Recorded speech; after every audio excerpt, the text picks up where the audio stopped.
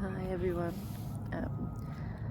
I've just had a beautiful message from a friend of mine after my last video where I said I was really struggling with my kids and with the noise and the mess. I sent my beautiful friend over in the UK a message letting her know how I was feeling, and she just sent me the most beautiful message back, just full of love and compassion, and just telling me her experience, which really helped me. And I had a huge sob this morning, and I feel so much better now. And she was basically, the insights that she found for herself were the same that it's like I know, like I've had those answers come to me before, and I've ignored them because it was too hard, and I didn't want to do it. So I've just got my big hood on this one, and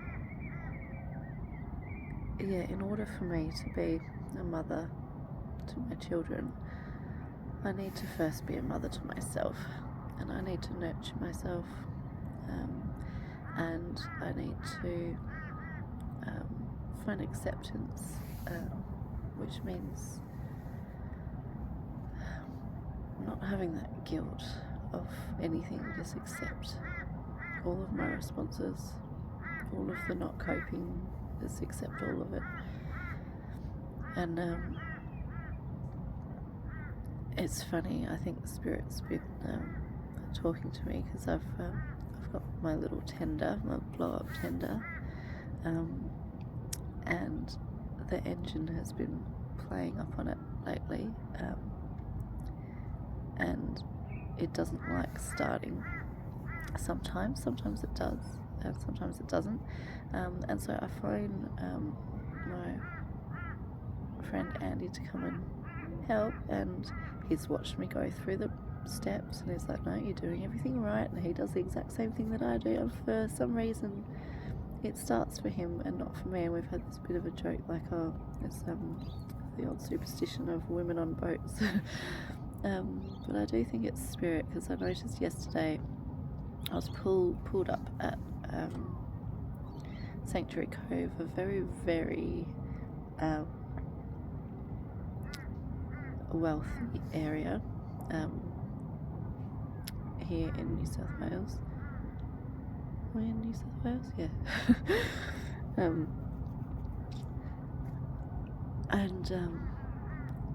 Yeah, when the engine wouldn't work, I had feelings of embarrassment come over, and the thoughts in my head were saying, oh, I can't do this, and I felt really incapable, and I felt ashamed of being incapable, ashamed of making a mistake, or ashamed of something not working, like I was to blame for the thing not working, that it was me being stupid that was causing the thing to not work. And I realised that they were reflections of how I felt as a child.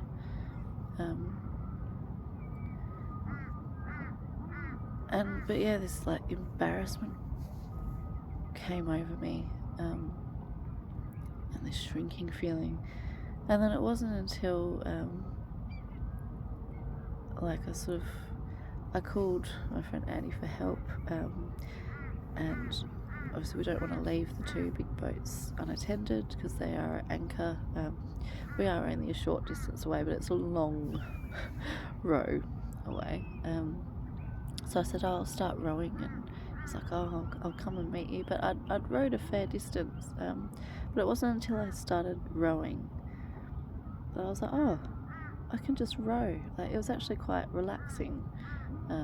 Hard work physically, but I was enjoying that. I needed the exercise, and it was the tranquility of the slowness of it was actually quite relaxing. And now that the idea of the engine not working and I can just row, I've got an out, it's like a switch has gone off in my brain that's like, oh no, it's okay. I can accept that if it doesn't work. And so it'll be interesting to see if it continues to play up or not now. Now that I've sort of reached acceptance with it. We're just noticing the uncomfortableness that I felt of the not knowing what to do, the embarrassment and the shame that came up with not knowing what to do, and the fear of being belittled or thought of as incapable because I didn't know what to do,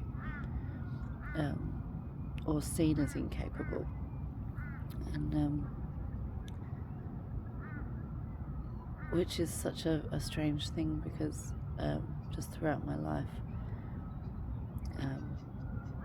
the adventures that I've been on, I've shown myself that I am in fact very capable and that I can do things. But yes, the underlying belief I found of I can't do anything, I can't do it,